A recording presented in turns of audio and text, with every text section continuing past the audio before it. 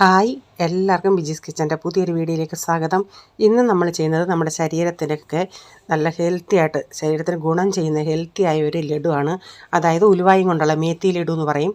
ഇപ്പോൾ ഞാനിതിൽ ഇൻഗ്രീഡിയൻസ് ഒക്കെ എടുത്തേക്കുന്നത് ഞാനിത് രുചിക്ക് വേണ്ടിയല്ല, നമ്മുടെ ശരീരത്തിൻ്റെ ഹെൽത്തിന് വേണ്ടിയാണ് ഞാനിതിനുള്ള ഇൻഗ്രീഡിയൻസ് എല്ലാം എടുത്തേക്കുന്നത്. ഞാനിപ്പോൾ ഇവിടെ സാധാരണ നിങ്ങൾ ഉണ്ടാക്കുവാണെങ്കിൽ 100 ഗ്രാം ഉലുവ എടുത്താൽ മതി. ഞാനിവിടെ 150 ഗ്രാം ഉലുവ ഒന്ന് പൊടിച്ചതിന് ശേഷം ഒരു അര ഗ്ലാസ് പാലിൻ്റെ അകത്ത് കാച്ചിയ പാൽ തണുത്തതിന് ശേഷം അതിലൊന്ന് മിക്സ് ചെയ്ത് ഒരു 4 മണിക്കൂർ ഞാൻ മാറ്റി വെച്ചതാണ്. ഇതെന്ന് പറയുന്നത് 100 ഗ്രാം ഡ്രൈ കോക്കനട്ട്. ഞാനിതിപ്പോൾ റെഡിമെയ്ഡ് വാങ്ങിച്ച നിങ്ങൾക്ക് ഈ കടകളിൽ മസാലക്കടയിൽ കിട്ടും ഉണങ്ങിയ കോപ്ര, അത് വാങ്ങിച്ച് പൊടിച്ച് എടുക്കുകയാണെങ്കിലും മതി. അപ്പോൾ ഞാനിതൊരു 100 ഗ്രാം എടുത്തിട്ടുണ്ട്. പിന്നെ നമുക്ക് മെയിൻ വേണം നെയ്യ്, 100 ഗ്രാം ബദാം.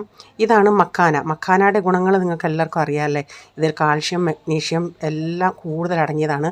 അതൊരു 50 ഗ്രാം. കുറച്ച് ശർക്കര, ഞാൻ ശർക്കര സാധാരണ അളവ് പറയുവാണെങ്കിൽ ഇത്രയും ഗ്രാമിന് ഒരു 400 ഗ്രാം ശർക്കര വേണം. ഞാൻ അത്രയും ശർക്കര എടുത്തിട്ടില്ല, കാരണം ഇത് ഷുഗറുകാർക്കും കഴിക്കാൻ പറ്റുന്ന രീതിയിലാണ് ഉണ്ടാക്കുന്നത്.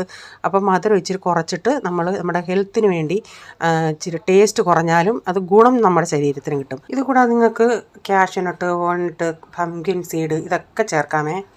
പിന്നെ ഒരു ടേബിൾ സ്പൂൺ ഏലക്ക എടുത്തിട്ടുണ്ട്. എൻ്റെ കയ്യിൽ ചുക്ക് പൊടി ഉള്ളതുകൊണ്ട് ഒരു ടേബിൾ സ്പൂൺ ചുക്ക് പൊടിയും ചേർക്കും.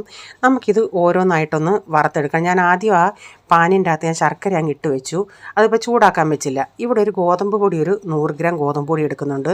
അതുപോലെ ഇതൊന്ന് ഹിന്ദിയിൽ ഗോന്ത് എന്ന് പറയും, ഇംഗ്ലീഷിൽ ഇഡിബിൾ ഗം, അതും വേണം 100 ഗ്രാം.